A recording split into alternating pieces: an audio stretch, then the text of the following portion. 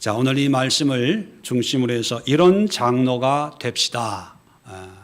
자, 우리 모두가 장로가 되기를 원합니다.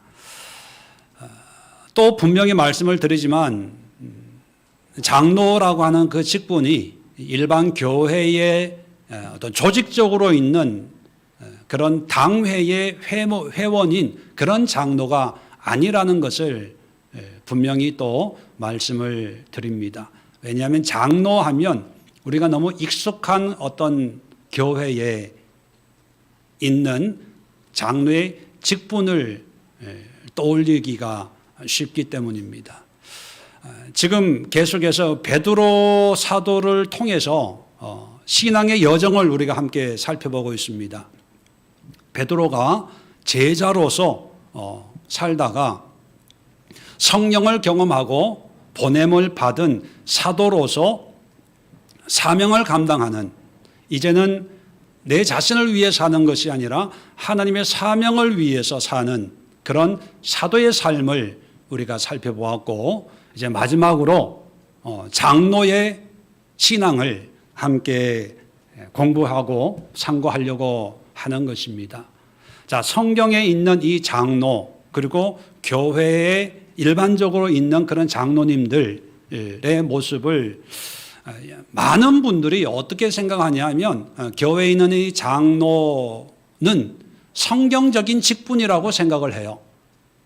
그런데 제가 오늘 이 시간 또 분명히 말씀드리지만 교회에 있는 장로님, 당회에 있는 장로님은요, 결코 성경적이지 않아요. 단지 성경에 있는 직분이에요. 자, 성경에 있는 직분과 성경적인 것은 달라요. 왜 다른지 잠깐 설명을 드리겠습니다. 어떤 목사님들이나 부흥 강사님들의 어떤 그 설교를 보면 어떤 말씀을 전해요. 거기에 자기의 생각을 또 의미를 담아서 전하면서 어떤 성경 구절을 인용을 하죠. 뭐 어떻게 합시다.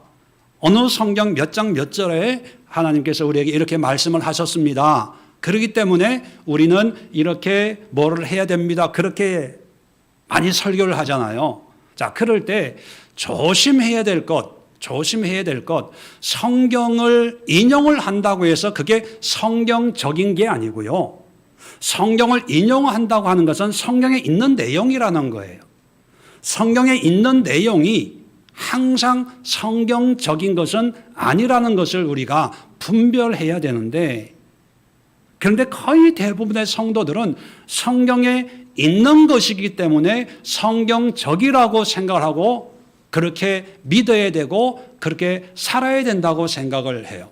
자, 성경에 있는 것과 성경적인 것의 가장 큰 차이는 뭐냐 하면, 먼저 성경적인 것은 뭐냐 하면 성경에서 하나님이 말씀하시는 의미와 의도와 가치관에 합당한 거예요. 그래서 어떤 문장이나 문맥이나 한 구절이 의미하는 의도가 성경 66권 전체의 의도와 합당한 것, 그것을 성경적이다. 그래서 여기서 성경에서 성경적이다 해서 성경은 66권 전체를 얘기하는 거예요. 성경 창세기부터 요한계시록까지의 전체적인 흐름에 합당한 그런 일, 그런 직분, 그런 내용일 때 우리가 성경적이다라고 얘기하는 거고, 성경에 있는 것이라고 하는 것은 성경 전체의 흐름과 상관없이 그저 성경에 있는 거예요.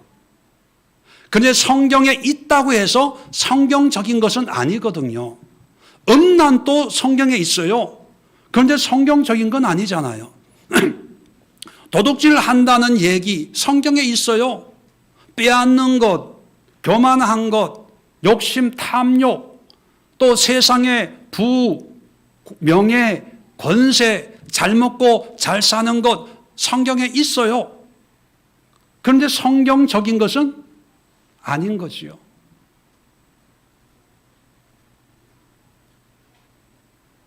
그런데 대부분의 성도들이 성경에 근거를 대면 그게 성경적이라고 착각을 해요. 그래서 이단들, 사이비들, 얼마 전에 사회적으로 큰 무리를 일으켰던 JMS 이런 이상한 종교도 아닌 그런 집단들이 자기의 주장과 자기의 어떤 사상을 전파할 때 어디에서 그 근거를 찾나요? 성경에서 찾아요. 근데 그 성경을 어떻게 찾냐면 성경적으로 근거를 찾는 게 아니라 성경에 있는 것을 뽑아서 몇 장 몇 절에 이런 게 있으니까 내 얘기가 성경적입니다. 몇 장 몇 절에 이런 의미가 있으니까 내가 얘기하는 게 성경적입니다. 다 이렇게 얘기를 해요. 자, 이단만 그러냐? 제가 하나 재미있는 숙제를 한번 내드릴 테니까 집에 가서 한번 해보세요. 무슨 숙제냐면 여러분들이 신앙을 떠나서 정말 하고 싶고 원하고 구하고 기도하고 뭐 이렇게 되었으면 좋겠다 하는 그런 생각들이 있잖아요. 그거를 다 적으세요. 잘 먹고 잘 살고 싶어. 그냥 40대에 은퇴해가지고 그냥 노후 걱정 안 하고 떵떵거리고 살고 싶어. 은행 통장에 뭐 한 100억을 넣어놓고 살고 싶어. 뭐 이런 허황된 생각까지도 다 1번, 2번 하면서 100번까지 한번 적어 놓아보세요. 다 적고요. 그리고 창세기부터 요한계시록까지 성경을 읽으면서 내가 적어 놓은 이 100가지의 하고 싶은 것, 되어지고 싶은 것과 연관되어 있는 성경 구절이 나올 때마다 체크를 한번 해보세요. 그러면 아주 재미있는 현상을 발견해요. 내가 하고 싶다고 적은 100가지의 내용들이 성경에 있어요. 연관되어 있는 그런 단어들, 의미들이 있어요. 에이, 성경은 거룩한 책인데 한번 해보세요. 성경 일독 한번 해보세요. 이번 기회에 리스트 적어놓고 다 해보세요. 물론 그 성경에 있는 게 성경의 문맥에 의미적으로 되어 있는 것도 있지만 어떤 단어, 문자적인 의미, 뭐 한 절, 뭐 이런 단편적으로 존재하는 거죠. 그 단편적으로 존재하는 그것이 성경에 있다고 해서 성경적인 것은 아니에요. 거기에 의미와 내용과 하나님이 왜 이렇게 말씀하시는 의도가 뭔가 그걸 알아야 성경적인 것을 깨닫고 우리의 신앙의 이제 유익으로 삼는 건데 성경에 있다고 성경적인 것은 아닌데 그 가운데 하나가 뭐냐면 장로입니다. 장로라는 직분 분명히 성경에 있어요. 그런데 일반 오늘날의 교회에 있는 장로직은 성경적이질 않아요. 단지 교리적이에요. 장로교회에서 우리 교단은 이런 직분, 이런 일을, 이런 어떤 사역을 감당하는 어떤 사람으로서 장로를 임명을 합니다. 그거예요. 그래서 교리적이고 역사적인 거예요. 종교 개혁을 하고 그 이후에 어떤 교회 체계를 위해서 성경에 있는 그 직분을 가지고 장로라고 명명을 한 거지. 그 장로가 성경에 있는 그런 장로의 직분과 똑같다고 생각을 하면 안 돼요. 그런데 어떤 분들은 성경에 있는 장로직이라고 생각을 해서 목표가 뭐냐면 교회에서 장로 되는 것. 장로, 임직, 장립 이런 거 하면 교회가 뭐 들썩들썩 할 정도로 큰 일이라고 생각을 해요. 그게 뭐냐면 그 장로의 직분의 의미를 모르기 때문입니다. 그래서 오늘 성경이 얘기하는 성경적인 장로, 일반 교회에 있는 장로는 생각하지 마세요. 그거는 행정적이고 교리적이고 그냥 직분적인 거예요. 그거는 필요에 의해서 어떤 역사를 통해서 교회의 어떤 하나의 전통으로 내려오는 거고, 지금 우리가 생각하고 상고하는 것은 성경에 있는 장로, 그래서 모든 그리스도인들이 남녀노소 할 것 없이 이런 장로의 신앙, 이런 장로로 교회를 섬기고 하나님을 섬기는 어떤 도전을 함께 받는 것이 목적이지, 우리가 장로 직분을 받아서 당회를 만들어서 교회 크고 작은 문제를 회의에서 뭔가를 결정하고 예산을 집행하고 하는 그런 게 절대로 아니라는 것을 분명히 하고, 성경에서 얘기하는 장로, 오늘 디도를 통해서 그 의미가 뭔가를 살펴보도록 하겠습니다. 먼저 5절, 오늘 본문 5절을 보면, 내가 너를 그레데에 남겨둔 이유는, 그레데라고 하는 장소는 오늘날 지도를 보면 그리스 남동쪽에 있는 큰 섬입니다. 요즘의 지명은 크레타라는 섬이에요. 이 섬이 지중해에서 5번째로 큰 섬이래요. 제주도보다 훨씬 크겠죠. 이 섬에 이제 디도를 남겨놓습니다. 왜냐하면 1차 선교 여행 때 바울과 바나바가 이 그레데 섬에 이제 도착을 해서 전도를 했거든요. 그래서 아마 교회가 세워진 것 같아요. 그래서 남겨둔 이유는 남은 일을 정리하고 내가 명한 대로 각 성에 장로들을 세우게 하려 함이니, 자, 장로들을 세우는 일을 디도에게 맡기는 겁니다. 자, 그런데 어떤 장로를 세울까? 그 장로의 자격, 자질에 대해서 얘기를 하고 있어요.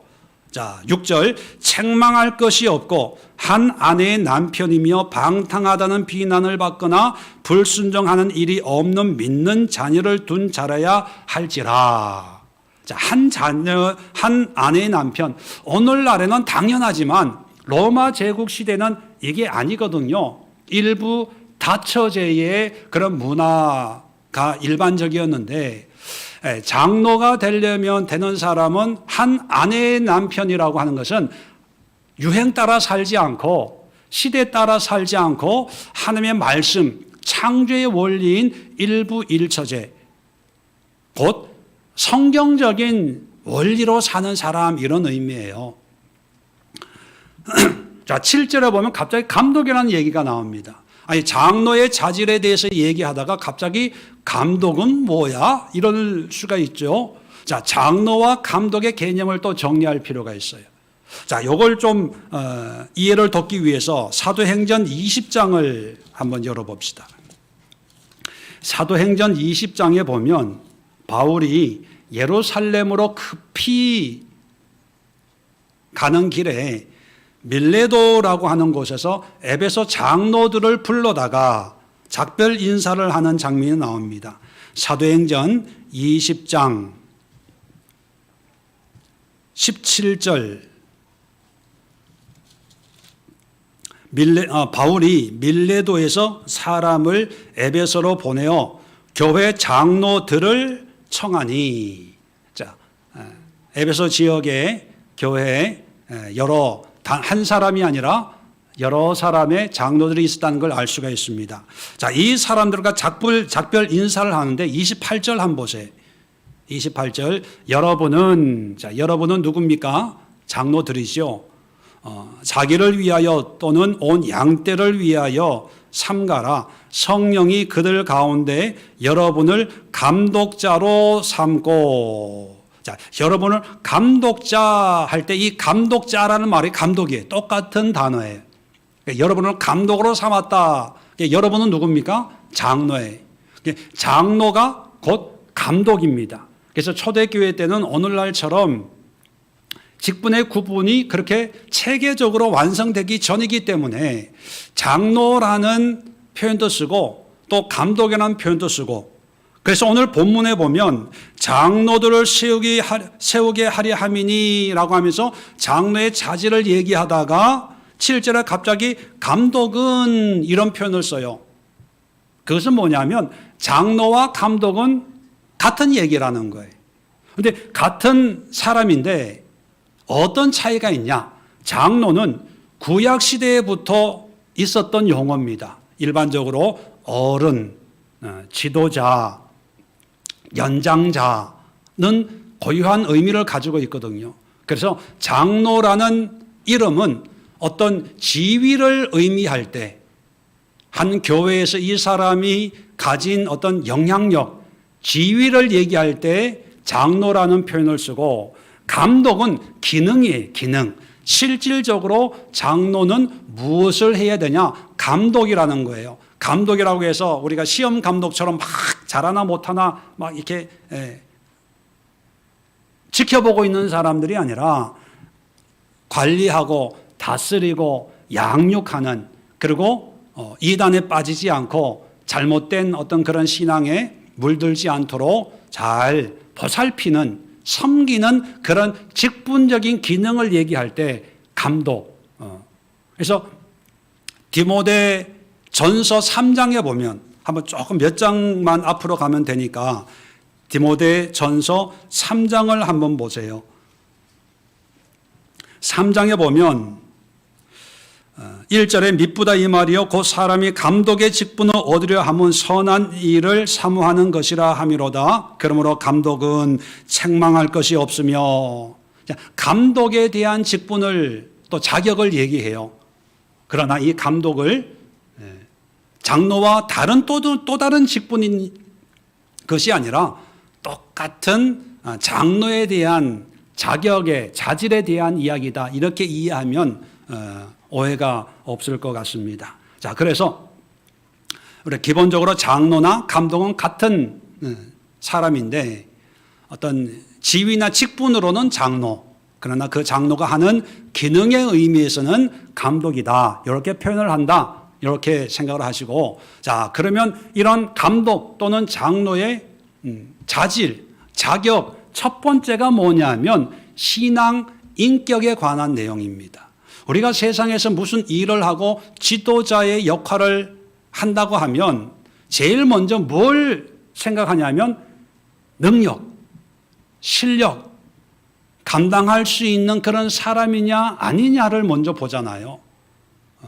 그래서 이력서나 스펙 이런 걸 보고, 아, 이 사람은 충분히 이 일을 할 수 있는 그런 경험이 있고 준비가 된 사람이구나, 이거를 어필을 해서 이제 그 일을 하게 되는데, 하나님의 일꾼으로 교회를 섬기는 그런 장로는 성경을 읽어보시면 하나도 자질, 능력에 대한 얘기가 없어요. 뭐에 대한 거냐 하면 한 아내의 남편, 또 불순종함이 없는 믿는 자녀를 둔 자, 그리고 7절에 하나님의 청지기로 책망할 것이 없고 제 고집대로 하지 아니하며 급히 분내지 아니하며 술을 즐기지 아니하며 구타하지 아니하며 더러운 이득을 탐하지 아니하며 오직 나그네를 대접하며 선행을 좋아하며 신중하며 의로우며 거룩하며 절제하며. 자, 이것은 능력의 문제가 아니라 한 사람이 가지고 있는 인품, 성품의 문제예요. 아까 읽어봤던 디모데 전서 3장 1절부터 7절까지도 감독, 곧 장로에 대한 자질을 얘기하는데 똑같이 얘기를 하고 있어요. 성품이에요, 성품. 그런데 이 성품은 어떤 성품이냐? 타고날 때부터 가지고 온 성품이 아니라 믿음으로, 예수님을 믿음으로 변화된 성품에 대해서 얘기하는 거예요. 한 아내의 남편, 이 사람은 당시 일반적이었던 일부 다처제를 원래부터 싫어했다는 의미가 아니라 아내가 여럿이었을 수 있었겠지만 예수님을 통해서 아, 이게 하나님의 뜻이 아니구나라는 것을 깨닫고 한 아내만 아내로 여기고 다른 사람들은 독립을 시켰다든지 이런 그래서 믿음 안에서 변화된 성품을 가져야 된다는 거예요. 자, 어떤 분은 태어나면서부터 참 고귀한 인품을 가지고 있는 분이 있어요. 뭐 흔하지는 않지만 가장 대표적인 분이 누굽니까? 옆에 있는 분 한번 보세요. 서로 보셔야 돼요. 혼자만 보면은 그 옆에 있는 서로 보고 있는 분이 참 태어나면서부터 참 좋은 성품을 가지고 있어요. 자, 그래서 무슨 일을 해도 참 성품이 좋기 때문에 칭찬을 받아요. 그렇다면 이분이 장로의 어떤 자질을 갖추고 있는 분이다. 이분은 법 없이도 살 뿐이야 라고 해서 장로의 직에 맞다고 생각할 수 있어요. 자, 그런데 꼭 그렇지만은 않은 게 뭐냐면 하나님으로부터 변화가 안 됐으면 그런 분에게는요, 내 자신이, 내 의가 강해요.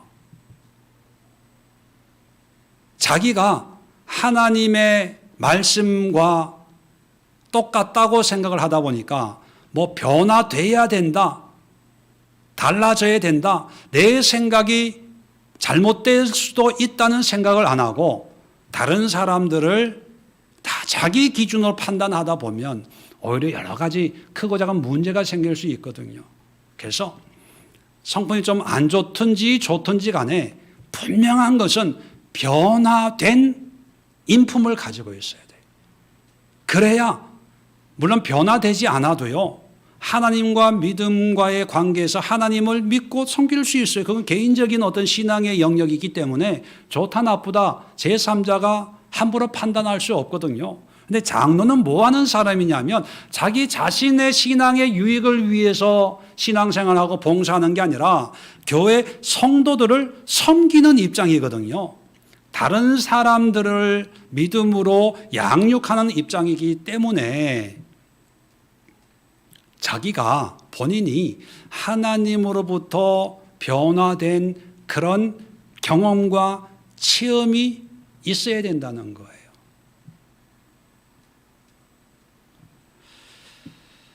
베드로후서 1장 4절에 보면 이로써 그 보배롭고 지극히 큰 약속을 우리에게 주사 이 약속으로 말미암아 너희가 정욕 때문에 세상에서 썩어질 것을 피하여, 우리 믿음의 의미를 얘기하는 거예요. 이 약속, 예수 그리스도로 말미암는 언약 약속을 통해서 세상에 썩어질 것을 피하고 그 다음에 신성한 성품에 참여하는 자가 되게 하려 하셨느니라. 신성한 성품, 누구의 성품일까요? 예수님의 성품. 예수님의 성품이 신성한 성품이에요. 거기에 참여하는 자, 본받는 자. 물론 우리가 성품이 완전히 예수님처럼 닮아지면 얼마나 좋겠어요. 근데 닮아지는 부분도 있지만 우리가 태어날 때부터 가지고 있는 성품이 있어요. 그렇죠? 바꾸려고 해도 안 바꾸어지는 그런 부분이 분명히 있어요. 근데 그런 부분까지 다 바꾸면 좋겠지만, 그러나 안 바뀌어지더라도 예수님의 성품에 참여하는 자, 뭐예요? 본받는 거예요. 흉내 내는 거예요. 그렇게 되려고 애를 쓰는 그런 사람이 돼야 된다는 거지요. 그게 신앙이고, 그렇다면 성도들을 섬기고 양육할 사람은 더구나 자기의 좋은 성품만 가지고 있는 것이 아니라 나의 부족을 인정하고, 하나님 내가 아직 교만합니다. 아직 이 혈기가 있습니다. 예수님의 성품을 닮아가기를 원합니다. 부단히 노력하고 애쓰고 절제하면서, 자기는 잘 모르겠죠. 그러나 옆에 있는 사람이 예수 믿고는 참 많이 바뀌어져서 라는 그런 인정을 받을 때, 변화되어진 사람이 변화에 대해서 얘기할 때 듣는 사람도 감동받고 또 도전받을 수 있거든요.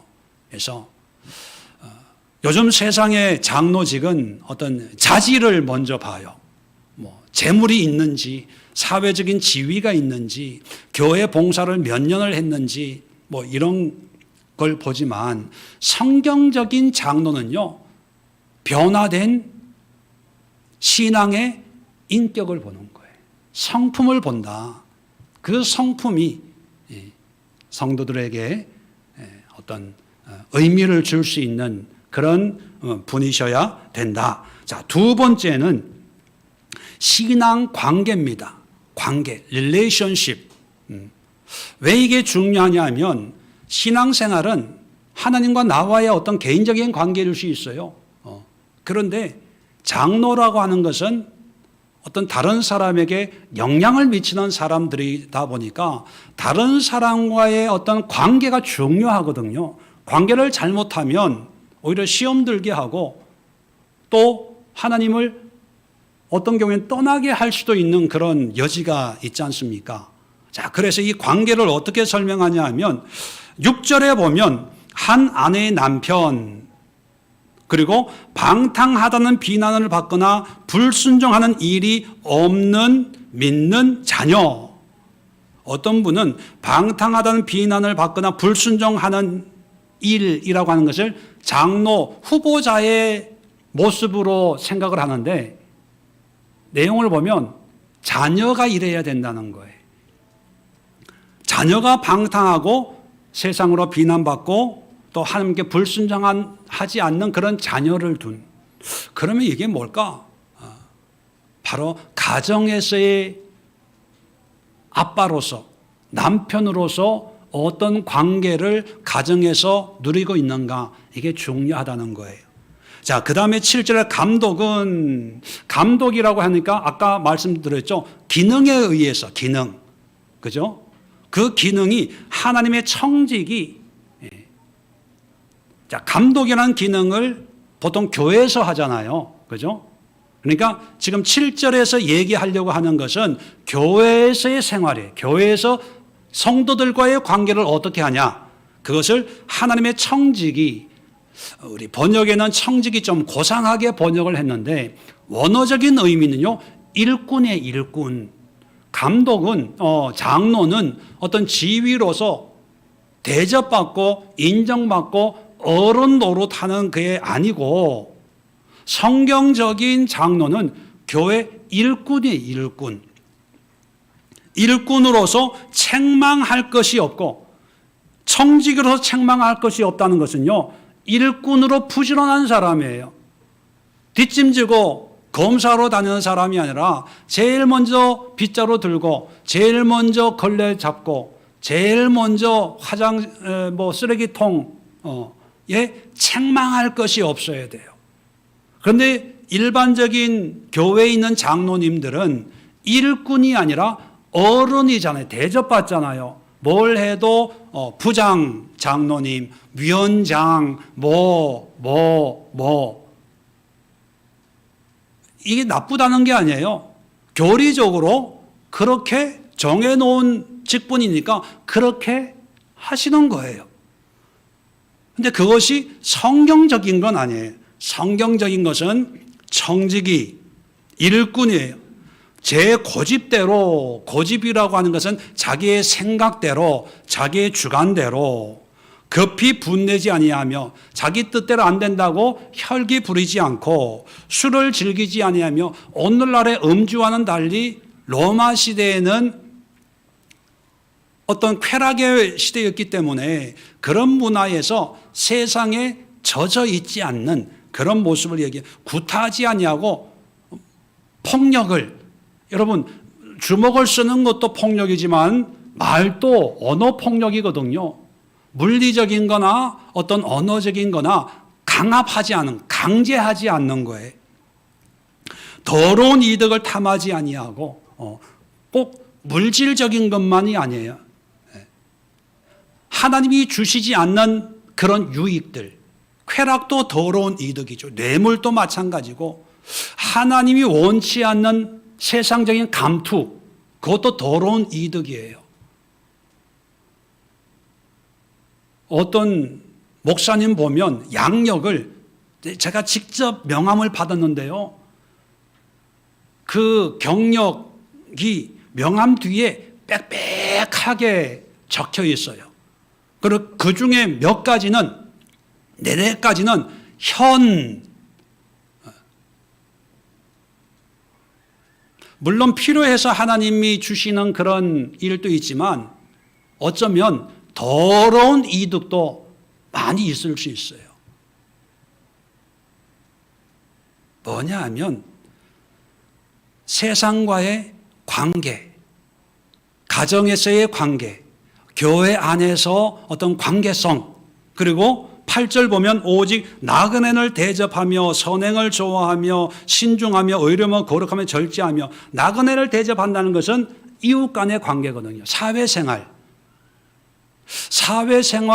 교회생활, 가정생활에서 어떤 모습으로 주어진 그런 생활을 하고 있는가, 관계성에 아내와의 관계, 자녀와의 관계, 성도와의 관계, 그리고 직장에서의 관계.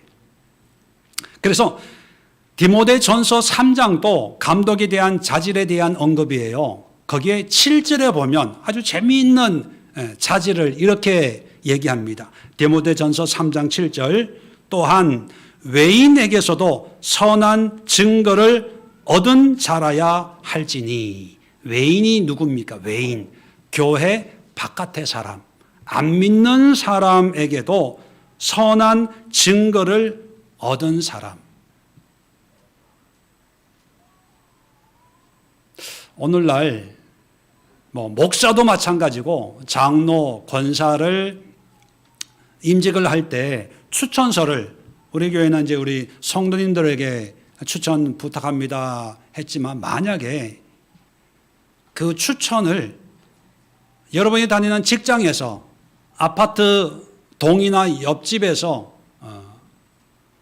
교회 안 다니고 교회 안 다니는 분들에게 추천을 받아오세요 라고 한다면, 만약에 어떤 분이 추천서 받아왔는데 그 추천서를 이제 읽어보니까, 나는 하나님도 모르고 예수의 교회가 어떤지 모르지만 아무개 씨를 예수의 교회 권사로 임명을 한다고 한다면 저는 기꺼이 추천합니다. 아무개 씨가 교회 일꾼이 된다면 그것은 교회의 큰 복입니다. 이렇게 추천을 받는다면, 교회에서도 물론 열심히 이제 봉사하고 신앙생활을 하지만 안 믿는 사람들에게도 어떤 좋은 믿음의 관계를 이루고 있다고 볼 수가 있지 않습니까? 그래서 지도자, 영향을 미치는 사람들에게는 개인의 신앙만 너무 좋다고 세우는 게 이게 아니에요. 장로는 권사님도 마찬가지예요.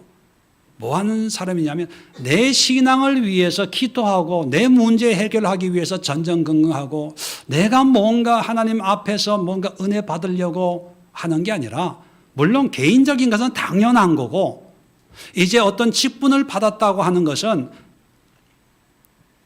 다른 사람들, 가정을 위해서, 교회 성도들을 위해서, 또 안 믿는 사람들을 위해서 그들에게 어떻게 하면은 이런 하나님의 사랑을 전할 수 있을까? 그래서 좋은 믿음의 관계를 맺을 줄 아는 그런 사람이 이 직분을 받아야 되는 거예요. 그런데 보통 일반적으로 보면 다른 사람에는 관심 없고, 남이야 죽든 아프든 뭐든 관심 없어. 내 문제만 해결되면. 자, 그래서 여러분, 일꾼을 세울 때는 어떤 분을 추천해야 되냐 하면, 교회 생활을 몇 년을 했는데 교인들 이름을 모른다, 추천하지 마세요. 왜? 다른 사람에는 관심이 없다는 거거든요. 그런 분은 믿음이 잘못됐다는 건 아니에요. 믿음은 개인적인 관계이기 때문에 그걸 우리가 판단할 수 없지만, 적어도 일꾼은 되지 못하는 거예요. 왜요? 일꾼은 다른 사람에게 관심이 있거든요. 내가 은혜 받는 것도 물론 중요해요. 근데 내가 섬기는 어떤 부서, 또 에클레시아 이런 분들이 은혜 받도록 거기에 관심을 가지고 어떻게 하면 이분이 신앙생활 잘할 수 있도록 또 하나님과 가까이 어떤 친밀한 관계가 회복이 될 수 있도록 바쁘다 그러면 내가 도와줄게 일 빨리 끝내고 우리 예배 드리자 말씀 보자 기도하자 뭐 차편이 없어 내가 데리러 갈게 이런 사람 간의 관계를 잘 맺는 그런 분이 장로의 자격입니다. 오늘날의 장로님들은 와서 인사 안 하면 화를 내요. 왜 내가 장로인데 왜 인사 안 해? 어른 대접 받으려고 하고 그게 어떤 장로의 모습이죠. 근데 성경적인 장로는 일꾼이에요. 내가 먼저 다가가고 내가 먼저 섬기고 내가 먼저 보살피고 그런 관계를 잘 맺는, 그래서 가정과 모든 삶의 일터에서 인정받는 그런 분을 세워라 그렇게 말씀하고 있습니다. 자, 세 번째 구절을 보면 밑분 말씀의 가르침을 그대로 지켜야 하리니, 여기서 밑분이란 말이 있는데 원어는 피스토스의 믿음이란 뜻입니다. 믿음. 이 믿음이 여러 가지 의미가 있는데 신실하다 또 바르다 그런 뜻을 가지고 있어요.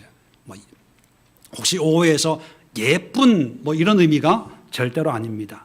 다시 말하면 장로는 바른 말씀의 가르침을 그대로 지켜야 하리니, 여기 두 가지 의미가 포함이 되어 있어요. 먼저 장로는 바른 말씀의 가르침을 배워야 돼요. 먼저 배우는 자예요. 자, 배우는 것으로 끝나지 않고 그 다음에 그대로 지켜야 하리니, 행함으로 말씀을 살아가는 그런 분, 그게 장로의 자질입니다. 그래서 장로는 말씀을 배우고 배운 말씀을 실천하려고 애를 씀으로써 왜 이렇게 해야 되냐? 그 다음입니다. 이는 이유를 얘기합니다.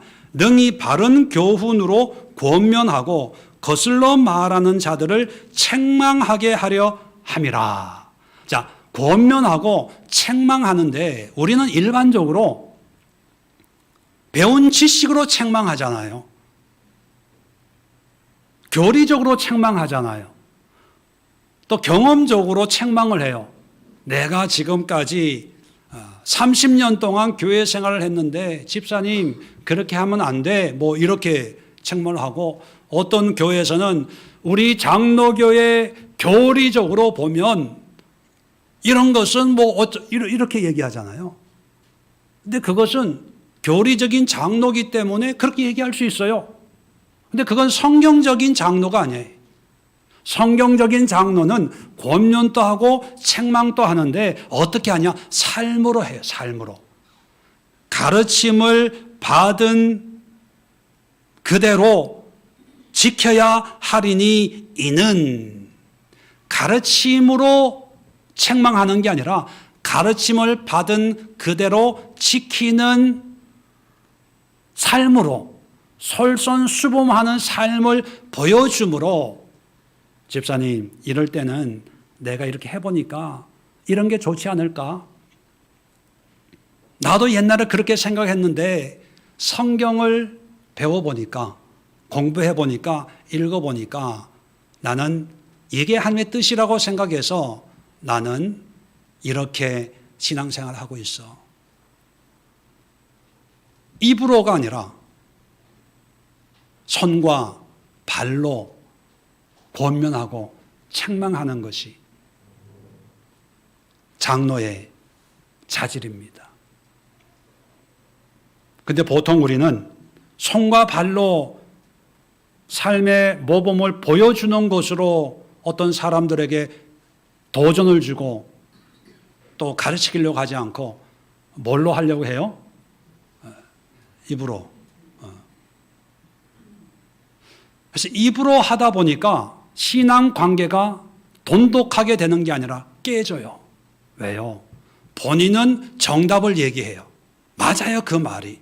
근데 듣는 사람은 듣는 순간 무슨 생각을 하냐면 그러는 당신이나 잘하세요. 그렇게 알고 있는 사람은 왜 그렇게 안 해요? 그래서 뭐 세상적인 용어지만 좀 빌려서 표현하면 꼰대 소리 들어요.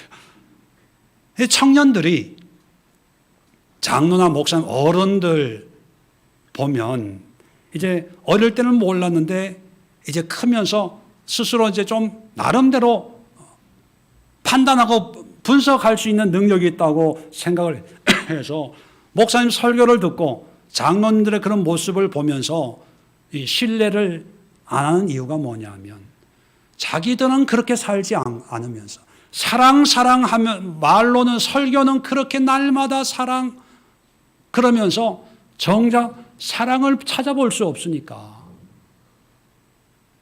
마음문이 닫히는 거예요.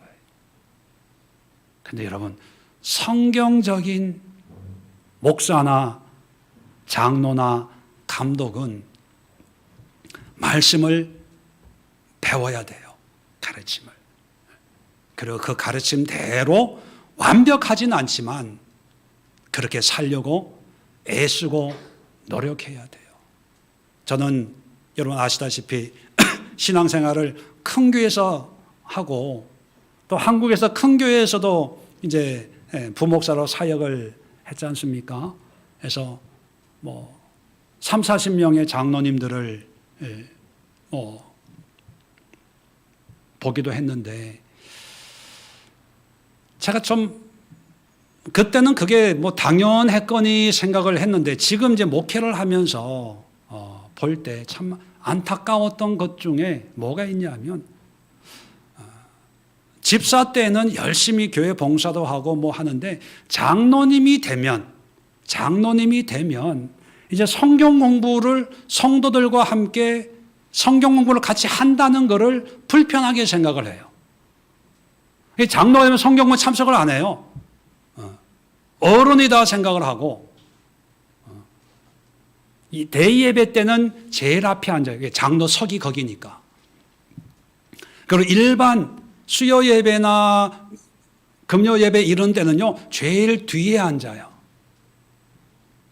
기도회 이럴 때는. 아니 장로면 물론 이제 성경적인 장로가 아니라 교리적인 장로이기 때문에 그럴 수 있는데 성경적인 장로는요 가르침을 더 사모해요. 왜? 알아야 배워야 내가 그렇게 살죠. 그런 사는 모습을 보여주죠. 그래서 제일 앞에 나와서 제일 먼저 제일 오래 기도하고 제일 간절히 사모하고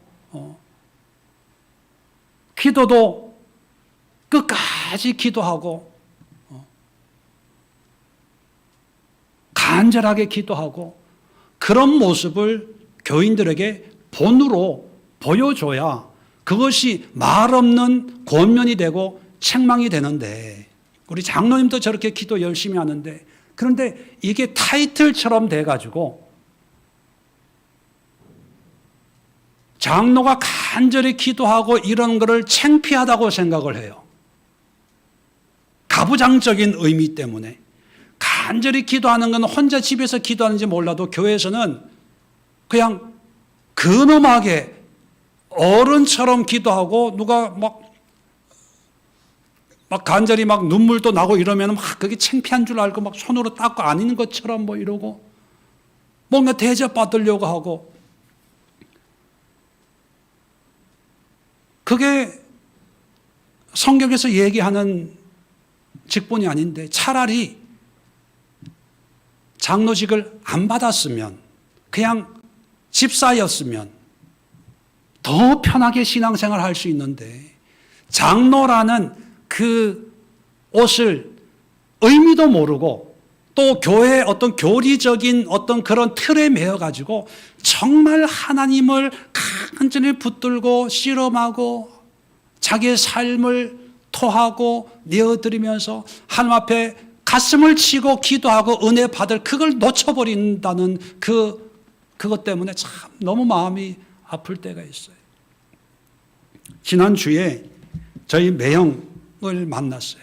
마산에 계시는데 무슨 일이 있어서 이제 서울 올라와서 이제 예배 마치고 저녁을 같이 먹었거든요. 그 매형이 이제 작년까지 이제 시무 장로님으로 계시다가 이제 작년에 은퇴를 하셨어요. 그 교회가 77년 됐대요. 고신, 옛날 고려파라고 아주 보수적인, 주일에는 슈퍼마켓도 안 가요. 식당도 안 가요. 교회 주방에서 요리하다가 간장이 떨어져도요, 주일은 간장 사러 안 가는 교회, 지금도 그런 교회 이제 오래 이제 신앙생활 하고 계시는데, 무슨 얘기하다가 이제 목사님에 관해서 얘기를 하다가 그 교회 담임 목사님이 5년 있으면 은퇴를 해야 된대요. 그런데 이 목사님이 5년 놔두고 부산에 있는 어떤 교회로 옮겨간대요. 같은 이제 고신 교회로. 그래서 내가 아니 왜 옮겨가냐 그랬더니만 뭐 여러 가지 얘기가 있는데, 이 장로님들이 20년이 되면 명예 목사님, 은퇴 목사님으로 이렇게 20년이 그 기준이래요. 그 교단법에. 그러면 20년 하면은 은퇴 목사님이 되면 그 노후까지도 어떤 사례비도 계속 지불을 해야 되고 생활할 수 있는 집이나 이런 거를 이제 제공해야 되는데, 이 장로님들은 그게 하기 싫은 거야. 그래서 20년 되기 전에 어떻게 하면 이 목사님을 다른 교회로 보낼까 생각하고 있는데, 그걸 이 목사님이 아시고 부산에 있는 어떤 교회가 이제 광고를 낸 거예요. 그 교회는 어떤 교회냐? 우리 교회 5년만 심우하고 은퇴할 목사님을 찾아요.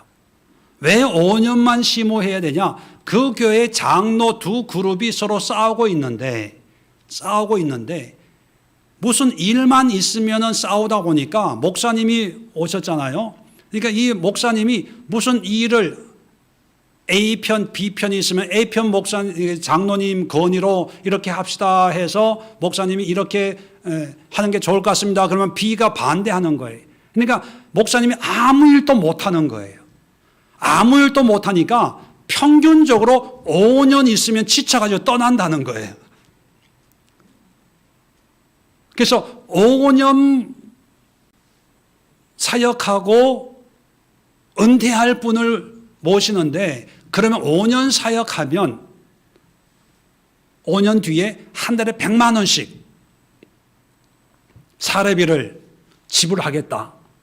그러니까 이 목사님이 여기 있을 바에야 거기 가가지고 어차피 5년 뒤에 은퇴해야 되는데 은퇴하고 100만 원 받고 가는 게 낫겠다. 그래가지고 교회에다 얘기를 안 하고 면접을 보고 해서 통과가 된 거예요. 통과가 되고 이제 교회에다 얘기한 거예요. 왜? 처음부터 얘기했다가 거기 통과가 안 되면 속된 말로 이렇게 중간에 붕 뜨니까. 근데 문제는 또 하나 있어요. 그 부산에 있는 그 교회, 5년만 뭐 있으면 된다고 한 그 교회가 조건을 내걸었는데, 새로운 목사님이 이제 5년 심호하러 오시잖아요. 그러면 기존에 있는 목사님이 갈 데가 없잖아요. 근데 조건이 뭐냐면 이 목사님이 그 목사님이 온 교회로 오는 거예요.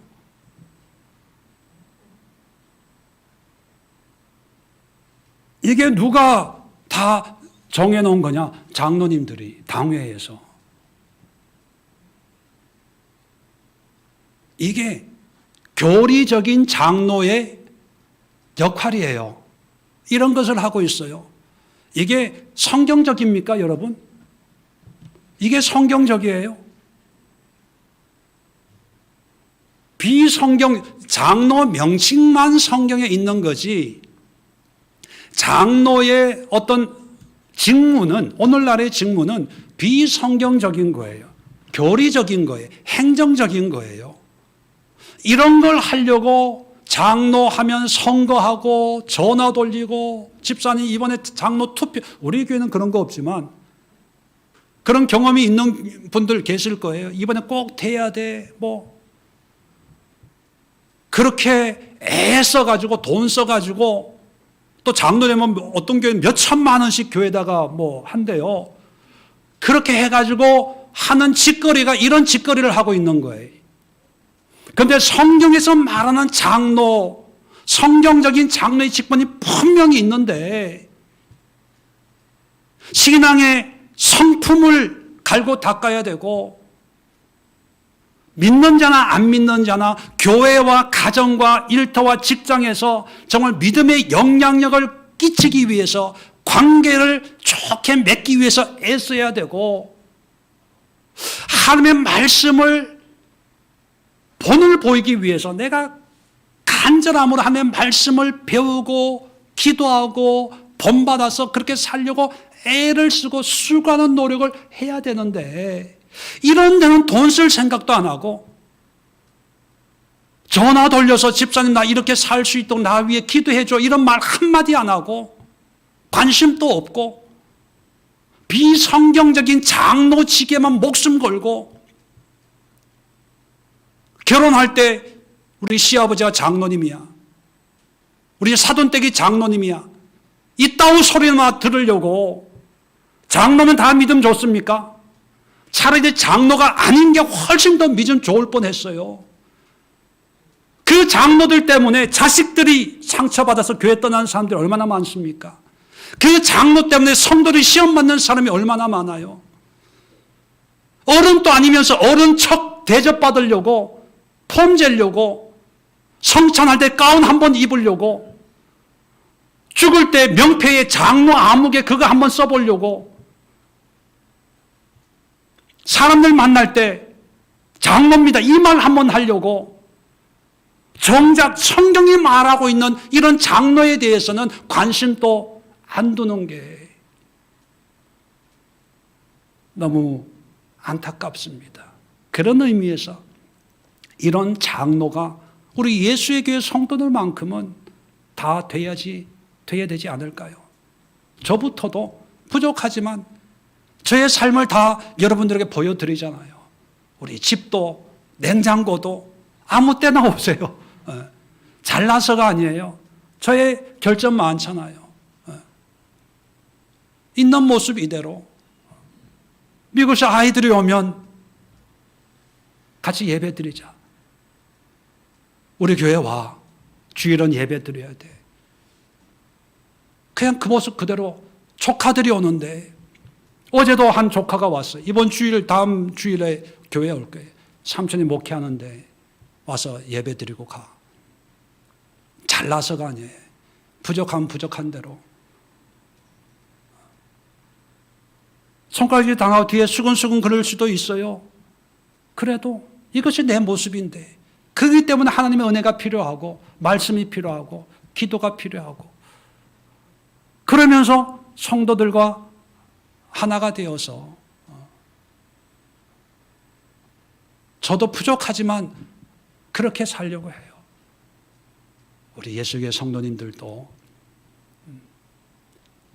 성경에 있는 뭔가로 만족하지 말고 성경적인 삶을 삽시다. 집사면 어때요? 집사로서 장로의 삶을 살면 되잖아요. 권사가 안 되면 어때요? 권사가 안 돼도 권사처럼 살면 되잖아요. 단지 직분이라고 하는 것은 교회가 공식적으로 그런 봉사의 일을 하라고 하는 거니까 직분 받으면 또 더 열심히 또 봉사하는 거고 섬기는 거고 어떤 직분 타이틀에 매이지 말고 성경이 말하고 있는 우리의 신앙의 모습에 우리 집중을 해서 그렇게 하나님의 기쁨이 되고 주님의 만족을 드릴 수 있는 그런 우리 성도님들 될 수 있기를 주님의 이름으로 축원을 드립니다. 기도합니다. 좋으신 하나님 아버지 은혜와 사랑을 감사합니다.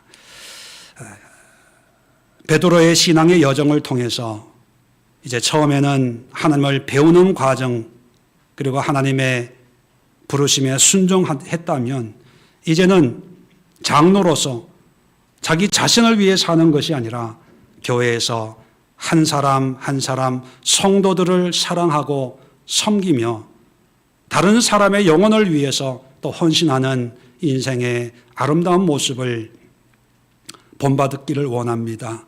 우리 예수의 모든 성도들이 제자의 과정과 사도의 과정을 거쳐서 이제 장로로서 삶으로 권면하고 책망할 수 있는 영성으로 무장시켜 주시기를 간절히 기도합니다.